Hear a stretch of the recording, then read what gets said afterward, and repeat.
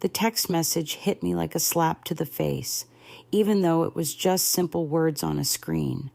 I swear I could feel the ice in it, the kind that freezes you from the inside out. My name is Teresa. I'm 72 years old. I live in Willow Creek, a small town in upstate New York, in the same house I've called home for 40 years. That evening, I was sitting in my favorite armchair, the one with the worn velvet that my late husband, Arthur, always complained about. I was trying to read a mystery novel, but my mind kept drifting. My phone, which usually only buzzed with notifications about coupons or my bridge club, lit up with a message from my son, Matthew. I smiled, thinking maybe he was sending pictures of the grandkids or planning one of his rare visits. We hadn't talked much lately, but I figured that was just how busy life got for young families. I tapped on the message, and my smile faded. It was short, to the point, and utterly devoid of warmth. Hey, Mom, just letting you know we decided to keep the ski trip simple this year. It's just going to be us, Emily, and the kids. Hope you understand. Keep it simple. That phrase echoed in my head, sharp and cold. Simple. That meant I was complicated. It meant I was a burden. I knew immediately where it came from. Not Matthew. He was never one for subtle cruelty. This was Emily, my daughter-in-law, all over. She had a way of twisting things, making them sound reasonable when they were anything but. Lately, it felt like Emily was the one pulling all the strings in their family, deciding who was in and who was out. Matthew, bless his heart, just went along with whatever she said. He always had been a bit too agreeable, especially when it came to Emily. Just a few months before, I had given them a substantial sum for the down payment on their new house, a big, beautiful place out in Saratoga Springs. It was a chunk of my life savings, money Arthur and I had set aside for our retirement, money I had worked for as a school principal for over 30 years. They had been struggling.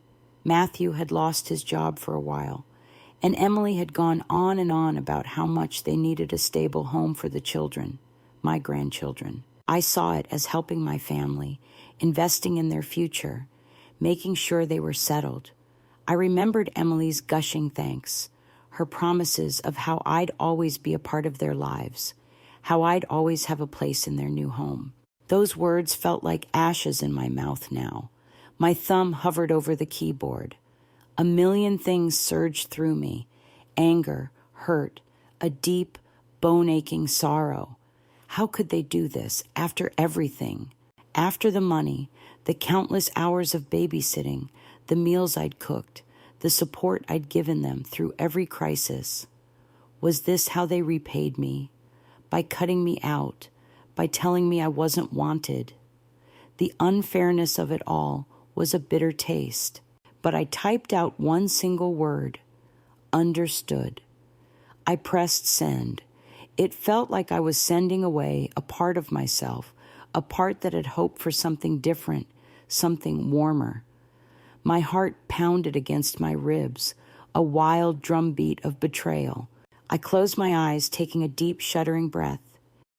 In that quiet moment, something within me shifted.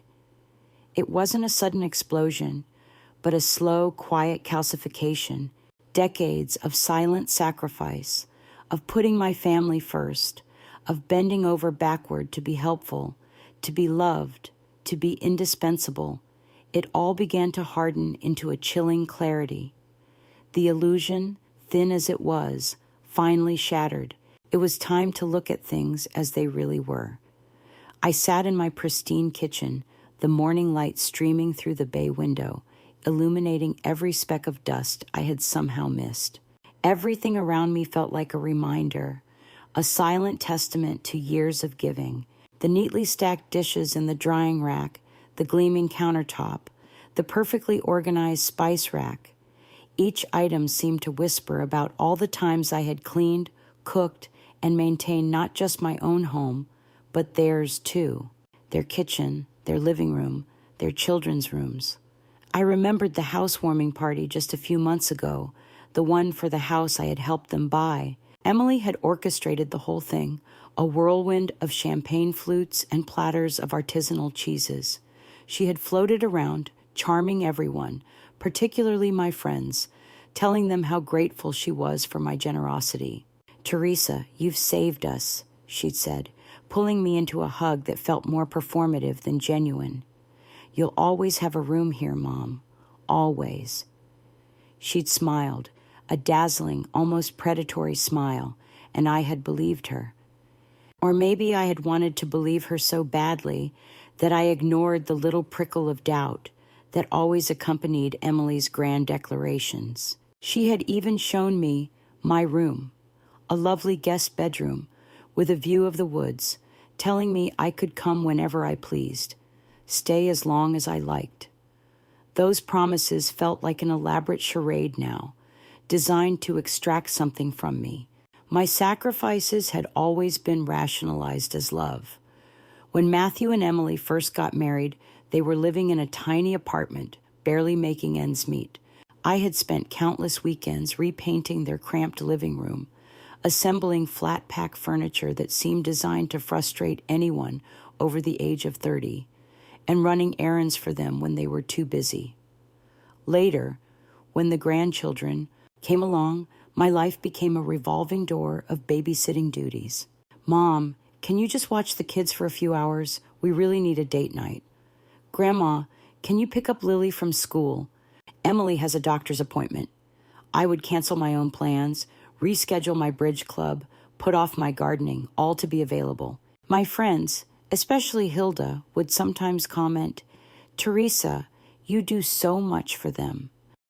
And I would always brush it off with a gentle smile. "They're my family. That's what you do." I thought back to the countless times I had driven over an hour to Saratoga Springs just to help Emily organize their overflowing garage or to declutter the kids' playroom. Emily would supervise, issuing instructions from the sofa, while I did the heavy lifting, literally and figuratively. She'd always have some excuse, a headache, a bad back, an important phone call, and I, ever the dutiful mother and grandmother, would just nod and carry on. I wanted to be useful. I wanted to be needed. I desperately wanted to feel like I was a valuable part of their lives, especially after Arthur passed away and my own home felt so empty. Their need became my purpose. Now sitting here, the house I had helped them buy felt less like a warm, welcoming home and more like a monument to my own misplaced faith, to my blind trust, to the years I had spent pouring myself into their lives, expecting nothing more than love and inclusion in return. It wasn't just the exclusion from the ski trip that stung, though that was a sharp, direct cut. It was the dawning realization of the systematic exploitation, the way they had leveraged my love and generosity for their own gain, slowly but surely, until they had everything they wanted, and I was left with nothing but a text message saying I was no longer welcome. The betrayal deepened, becoming something far more insidious than simple thoughtlessness. It wasn't just that they didn't want me on a trip. It was that they had used me, hollowed out my resources, and now, having extracted all they could, they were discarding me, like an old, worn-out tool. The shiny new house in Saratoga Springs, the one I had helped make possible, now felt like a mausoleum of my own denial, a tombstone to a relationship that had died long ago, even though I was just realizing it now. The air in my pristine kitchen suddenly felt heavy, suffocating. I needed to breathe, to think, to understand what I was going to do. My hands were shaking as I dialed Hilda's number. Hilda was my rock, my oldest and dearest friend, the kind of person who knew you better than you knew yourself sometimes. She answered on the second ring, her voice calm as always. "Teresa, is everything all right?" she asked, sensing the tremor in my voice instantly. "No, Hilda, no, it's not," I managed to say, the words catching in my throat. Can you come over? I need to talk. I'll be there in 20 minutes, she said, without another question, without even asking what was wrong. That was Hilda. She knew when to push and when to just show up. True to her word, Hilda arrived within the hour, a bag of our favorite lemon shortbread cookies in hand and a knowing look in her eyes. She didn't rush me. She just sat across from me at the kitchen table, pouring us both a cup of tea, and waited. The silence was comfortable, filled with the unspoken understanding of years of friendship. Finally, I pulled out my phone and handed it to her, the screen displaying Matthew's cold text message. "Read this," I whispered, my voice still raw. Hilda took the phone, her brow furrowing as she read the words. Her silence was louder than any outburst of sympathy could have been. She didn't gasp, didn't exclaim in outrage. Instead, her lips pressed into a thin line, and she simply handed the phone back to me, her gaze steady and sad. It was a look that said, "I saw this coming. I've been trying to tell you, but you weren't ready to hear it." "They cut me out, Hilda," I said, the words tumbling out, laced with a bitterness I hadn't known I possessed. "After everything, after the down payment for their house, after all the years, all the help. Keep it simple," they said, "simple. It's Emily, of course. She's always finding ways to isolate Matthew, to isolate them from anyone who isn't her." Hilda reached across the table and took my hand, her grip firm. "Teresa, honey, we need to talk, really talk, about this pattern." And for the first time, we did. We talked openly about my long pattern of enabling, of being financially available without boundaries. Hilda reminded me of the time I had paid off Matthew's credit card debt when he was in college, even though he had squandered his allowance. She gently brought up the fact that I had bought them a brand new car when their old one broke down, even though they could have afforded a decent used one. She pointed out the countless times I had covered their vacations, their children's extracurricular activities, even Emily's shopping sprees, all under the guise of helping out. "You always jumped in, Teresa," Hilda said softly, her eyes full of compassion, not judgment. "Every time they hit a bump, you were there with your wallet open. You made it too easy for them not to be responsible.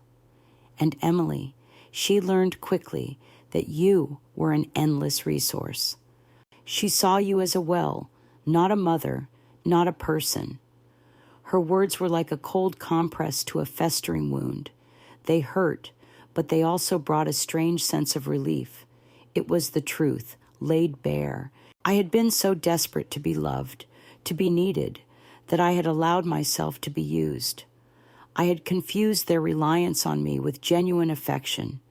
Every time I said yes, I had reinforced the idea that I was just a means to an end. Then Hilda said something that chilled me to the bone.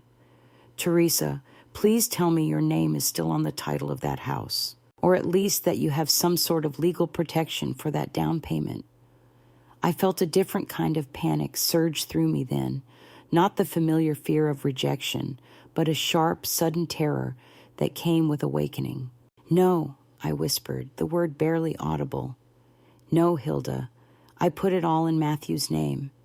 Emily said it would make things simpler for their mortgage, less paperwork. She said they'd add my name later, as soon as they settled in." Hilda's grip tightened on my hand. Her expression shifted, becoming resolute. "Teresa, you need to check your financial accounts, all of them, and make sure your name is still on everything. I mean everything, bank accounts, investments, anything you have shared access to, anything they might have had access to, immediately." Her words hung in the air, heavy with unspoken warnings. I suddenly saw Emily's manipulative charm in a new, sinister light. The simplification of paperwork, the vague promises, the constant need for financial assistance, it all started to coalesce into a terrifying picture. My heart hammered against my ribs, But it wasn't fear paralyzing me. It was a jolt of pure adrenaline-fueled awakening. The denial, the years of quiet submission were finally shattering. I was waking up, and the world I was waking up to was far more dangerous than I had ever imagined. That night, sleep was an impossibility. Hilda's warning echoed in my mind, a relentless drumbeat that wouldn't let me rest. The house was utterly silent, the only sound the ticking of the grandfather clock in the hall, each tick a reminder of the time I had allowed to slip away, oblivious. At just past midnight, I finally got out of bed, my mind buzzing with a strange mix of dread and determination. I walked to my small home office, a room I rarely used for anything more than paying bills, and sat down at the old oak desk. I hadn't logged into my online banking accounts in months. Matthew had always insisted on handling the complicated stuff for me, especially after Arthur passed. He'd said, "Mom, you shouldn't have to worry about all that. Just tell me what you need and I'll take care of it." And I had let him. I had trusted him implicitly. He was my son. I had raised him to be honest, to be good. But now, with Hilda's words ringing in my ears, a cold, hard knot of suspicion had formed in my stomach. My fingers trembled slightly as I typed in my username and password for my primary checking account. The screen loaded, and I navigated to the transaction history. At first, I saw the usual: pension deposits, utility payments, grocery store charges. Then, as I scrolled further back, a pattern began to emerge. Small transactions at first. A few $100s here, a couple of hundred there. Labeled vaguely, home repairs, maintenance, supplies. They weren't huge amounts, not enough to immediately raise a red flag, especially when I was used to giving them money anyway. But they were consistent. Every few weeks, another transfer. I clicked on one of the transactions, hoping to see more details. It showed a transfer from my checking account to a debit card number I didn't recognize. I squinted at the numbers, trying to recall if I had ever seen them before. Then it hit me. I had seen that card number. It was Emily's. She had used it once to order something online from my computer when she was visiting, and the number had auto-filled. My blood ran cold. I started digging deeper, my fingers flying across the keyboard. I checked my savings account, my investment portfolio, even the small emergency fund Arthur and I had set aside years ago. The pattern was consistent across all of them. The transfers varied in size, sometimes $500, sometimes $1,000, once even $2,000, but they were always there, always labeled with some benign excuse, always to that same card number or to an online payment service linked to Emily's name. My accounts hadn't just been siphoned, they had been systematically drained, slowly, quietly, month after month. The total amount, when I finally added it up, was staggering, tens of thousands of dollars. Money I had saved, money I had earned, money I had intended for my future, for my security. It wasn't just the down payment on the house. This was direct, ongoing theft. I didn't cry. There were no tears, no emotional outburst. The anger I had felt earlier, the sorrow, had solidified into something far colder, far more dangerous. It was a quiet, burning rage, a resolve so fierce it almost terrified me. The illusion of love, of family, of trust was utterly, completely gone. It wasn't just a betrayal of emotion, it was a criminal act. My son, or at least his wife, had been stealing from me. My mind, which had felt foggy and overwhelmed for months, years even, suddenly became sharp, clear. The decades of silent sacrifice, of being a doormat, were over. This wasn't about hurt feelings anymore. This was about principle. This was about reclaiming what was mine.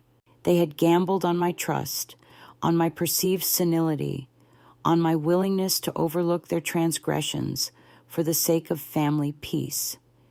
They had gambled, and they were about to lose. I spent the rest of the night printing out every single questionable transaction, highlighting the dates and the amounts. I found old bank statements, records of the down payment, every piece of paper that could possibly support my case. By the time the first rays of dawn peeked through my window, my desk was covered in paper. It was a paper trail of their deception, a blueprint of their greed. My hands were steady now. I wasn't a victim anymore. I was a strategist. I was planning. I was going to take back control. Every single penny, every single piece of dignity they had tried to strip away. The next morning, I called Mr. Kemp's office the moment they opened. George Kemp had been my family's attorney for decades, handling everything from Arthur's will to minor property disputes. He was a man of quiet integrity, with a sharp mind and a calming demeanor. His secretary, Martha, recognized my voice immediately. "Teresa, it's been a while. How can we help you?" she asked, her voice warm. "Martha, I need to see Mr. Kemp as soon as possible. It's urgent, and it's personal," I said, trying to keep my voice steady. She fit me in for an emergency appointment that very afternoon. I gathered all the documents I had printed out during my sleepless night, bank statements, transfer records, the text message from Matthew, even old emails from Emily discussing financial needs. My heart was a steady drumbeat, not of fear, but of purpose. Mr. Kemp greeted me with his usual polite smile.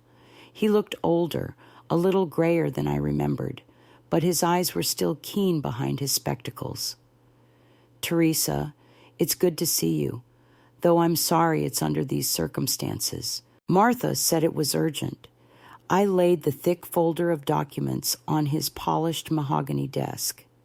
"Mr. Kemp, I believe my son and daughter-in-law have been systematically defrauding me, and I believe they've stolen from me." His smile faded, replaced by a look of serious concern. "Please, Teresa, tell me everything." I recounted the story, starting with the text message, moving through my dawning realization, and finally detailing the late-night discovery of the unauthorized financial transfers. I showed him the highlighted transactions, the debit card numbers, the vague labels. I explained how I had given them the down payment for their house, how I had put it solely in Matthew's name at Emily's insistence.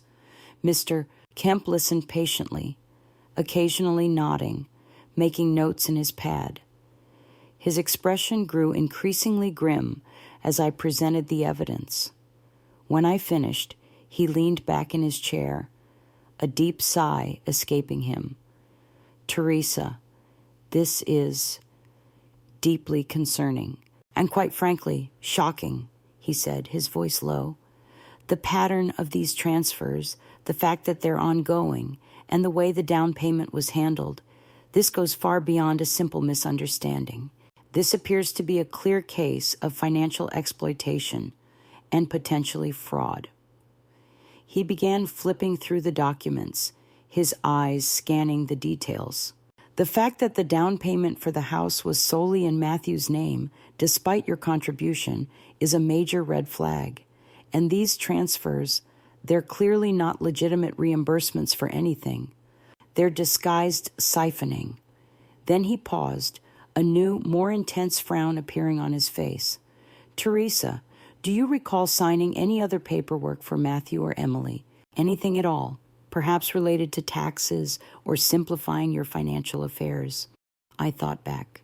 Well, Emily did bring over a stack of papers a few months ago, saying they were for tax simplification.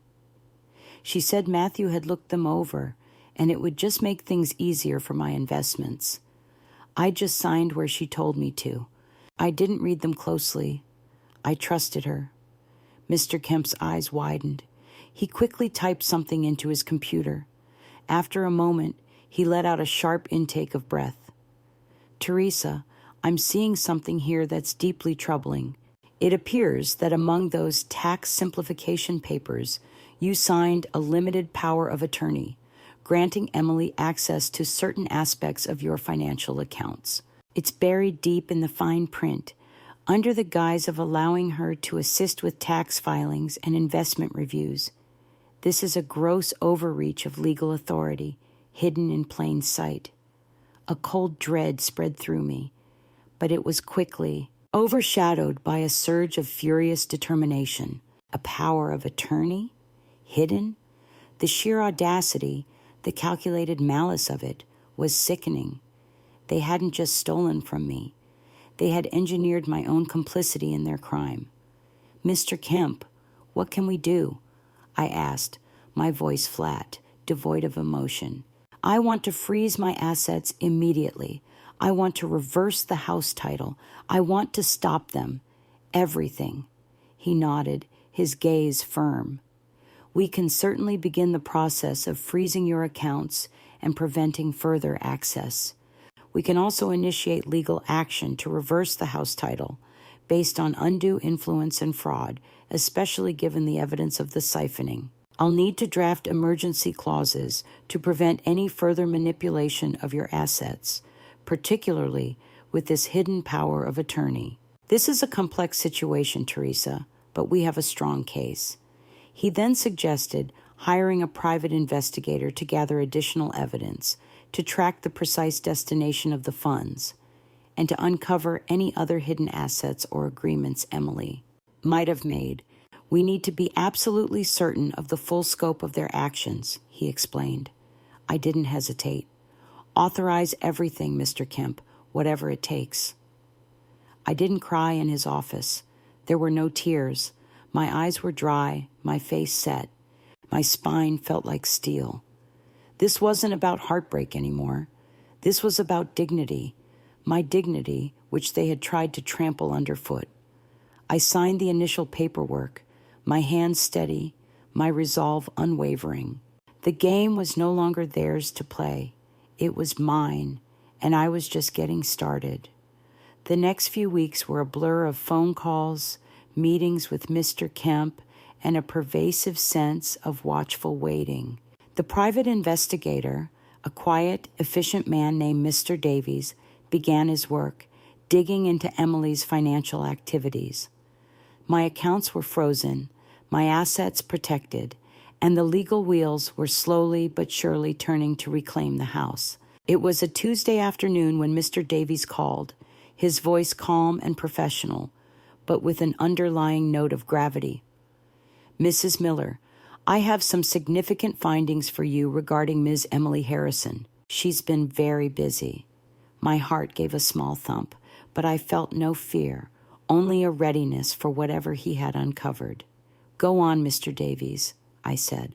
"Our investigation reveals that Ms. Harrison, using the house you provided the down payment for, has taken out a second mortgage on the property," he stated, the words hanging heavy in the air. "She listed the property as a gifted asset from you, Mrs. Miller, and used that as collateral for a substantial loan." A second mortgage. My blood ran cold, then boiled with fury. Not only had they stolen from me, not only had they manipulated me into giving them the house, but they were now leveraging it for even more money, money that would undoubtedly sink them deeper into debt and potentially jeopardize the very asset I had intended as a stable home for my grandchildren. "Under the guise of a gifted property," I repeated, the words tasting like ash. "So she just took it?" "Essentially, yes," Mr. Davies confirmed. "She presented documents, including the power of attorney you unknowingly signed, as proof of your intent to gift the property outright. This allowed her to secure the second mortgage without your direct involvement or consent." He explained that the funds from this second mortgage had been funneled into various personal accounts and seemed to have been used for lavish expenses, not house improvements. He continued, laying out his findings methodically.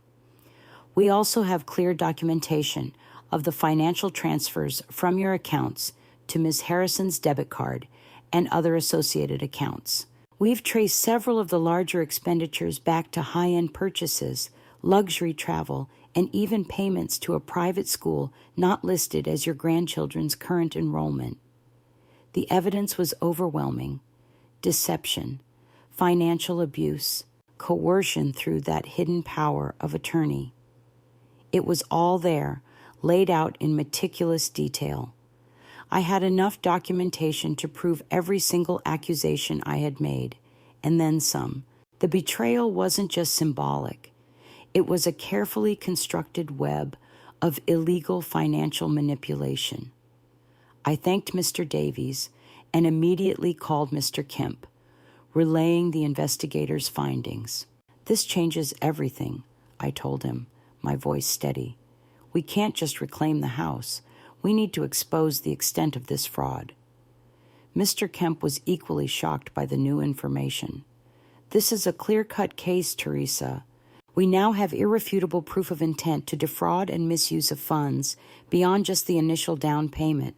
This significantly strengthens our position to not only reverse the house title, but to pursue criminal charges if you wish to do so." I thought about Matthew, my son. The thought of seeing him in court, facing criminal charges because of Emily's greed, twisted my gut. But then I remembered the cold text, the years of subtle manipulation, the tens of thousands of dollars stolen, the sheer audacity of taking out a second mortgage on my generosity. My anger, which had been a simmering ember, flared into a controlled fire. This was not just about me anymore. This was about justice. "Let's finalize the paperwork, Mr. Kemp," I said, my voice firm. "House reversal, asset protection, and formal evidence packets for every charge we can make."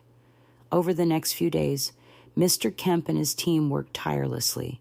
The paperwork was finalized, a petition to void the property deed based on fraud and undue influence, a cease and desist order for the power of attorney, and a detailed complaint outlining the financial exploitation. We had everything we needed: clean documentation, irrefutable evidence. Then Mr. Kemp proposed a bold move. "Teresa, your son and daughter-in-law are still on their ski vacation, correct?" "Yes," I confirmed. "They're not due back for another week." "Perfect," he said, a glint in his eye. "Given the irrefutable evidence we have and the clear intent to defraud, we can move very quickly to reclaim the property and quietly sell it before they even return. This avoids a protracted, messy legal battle over the property and sends an undeniable message. They will return to find a new owner." The idea was audacious, almost deliciously so. No public confrontation, no shouting matches, just a quiet, decisive act. It was the ultimate reversal of fortunes, a reclaiming of power, done with surgical precision. I didn't hesitate. "Do it, Mr. Kemp." Within days, the legal process was in motion.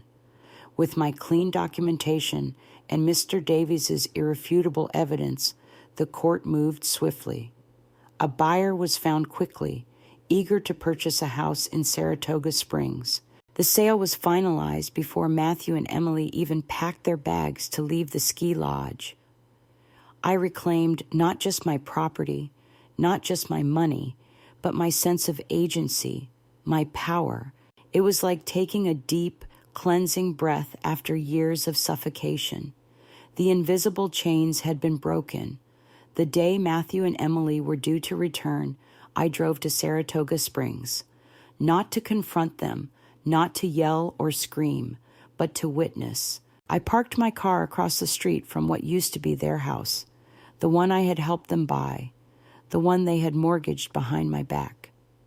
It was a beautiful, clear spring day, but my heart was as cold and sharp as the winter wind. I watched as a moving truck, much smaller than the one that had brought their belongings, pulled up to the curb. Two young men began unloading boxes, carefully carrying them into the house. It was happening. The house was no longer theirs. It was owned by strangers, legitimate buyers, who had no idea of the drama that had unfolded around the property. An hour later, A sleek, dark SUV pulled into the driveway. Matthew was driving, Emily in the passenger seat, and the two grandchildren, Lily and Leo, in the back. They looked tired but happy from their vacation, their faces still flushed with the cold air of the mountains.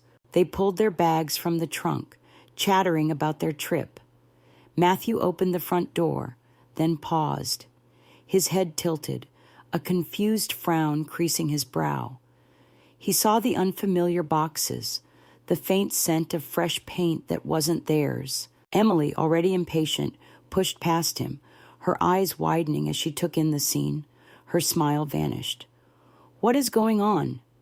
Emily's voice, usually so controlled, was shrill, laced with panic. She stalked inside, looking around wildly.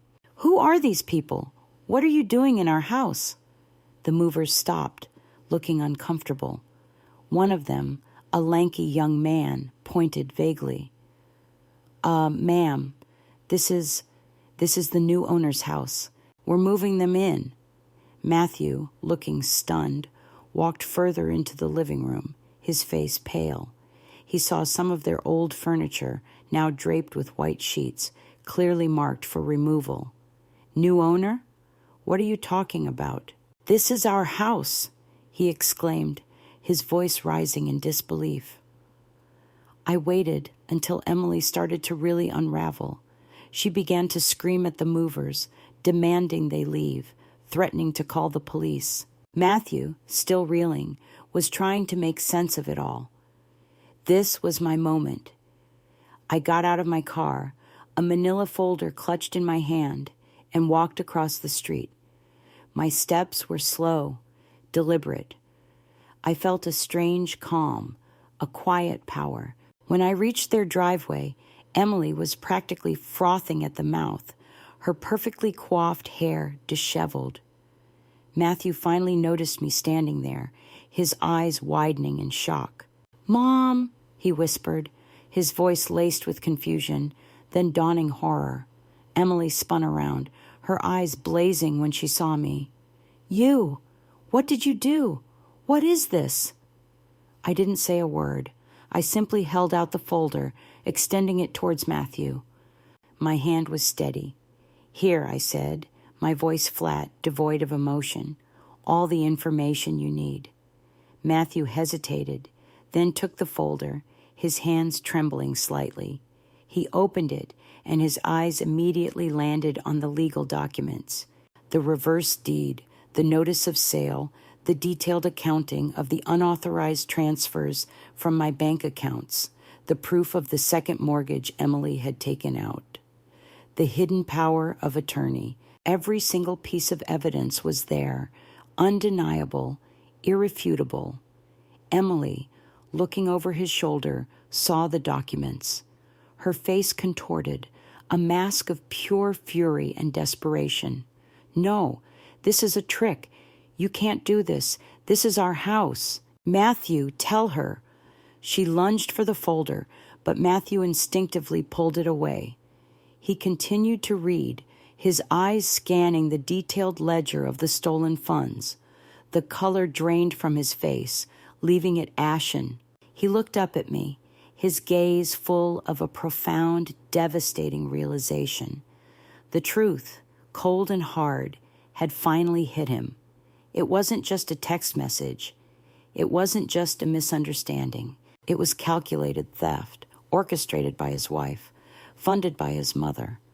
Emily, seeing his silence, seeing the truth in his eyes, cracked completely. She started screaming, a high-pitched, almost animalistic sound, railing against me, against the movers, against the injustice. She lunged again for the folder, desperate to destroy the evidence, but Matthew stepped between us, shielding me. I said nothing cruel. There was no need. The facts spoke for themselves.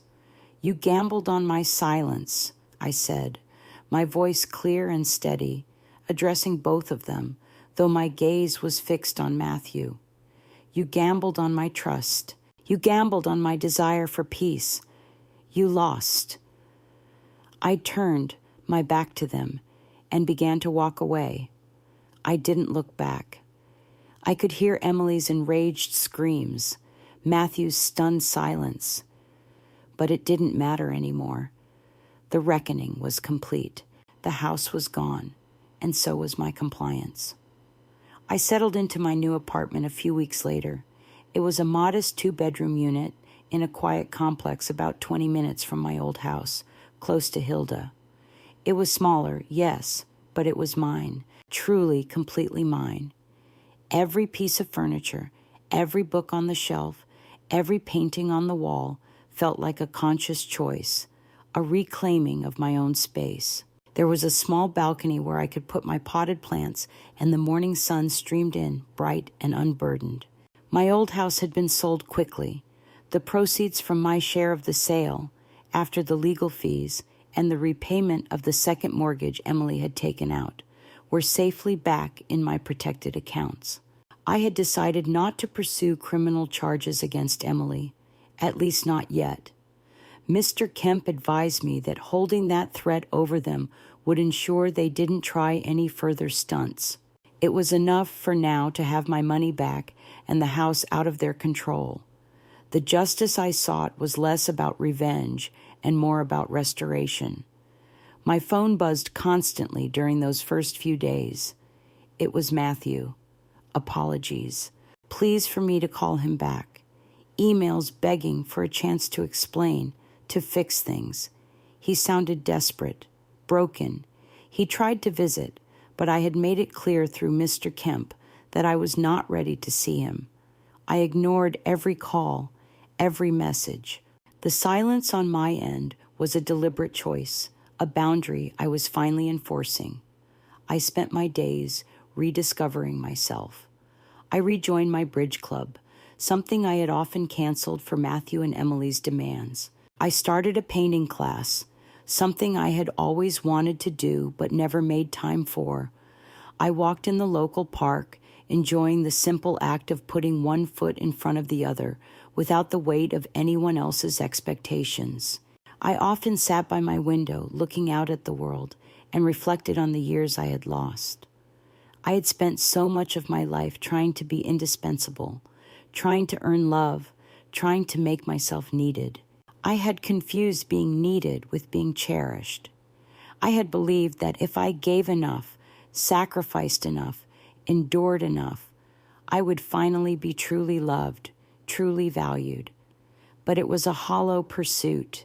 Their need was never about genuine affection. It was always about convenience, about extracting what they could. Arthur had loved me for who I was, not for what I could do for him.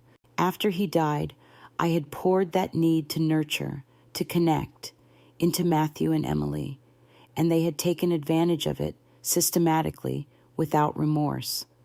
But that was over now. The well had run dry. I had finally learned that love wasn't a transaction, and my worth wasn't tied to my utility. Standing at my window, watching the leaves rustle in the gentle breeze, I felt a lightness I hadn't experienced in decades. I was a free woman, truly free, for the first time since before I became a wife, a mother, a caregiver, a provider. I was still Teresa, but a different Teresa, a stronger Teresa, a Teresa who finally knew her worth and who was no longer afraid to protect it. My new apartment was quiet, yes, but it was no longer weak. It was filled with a profound sense of peace. The final goodbye wasn't just to the house or to the money. It was a final goodbye to the old version of myself, the one who allowed herself to be taken for granted. And it was the most liberating goodbye I had ever known.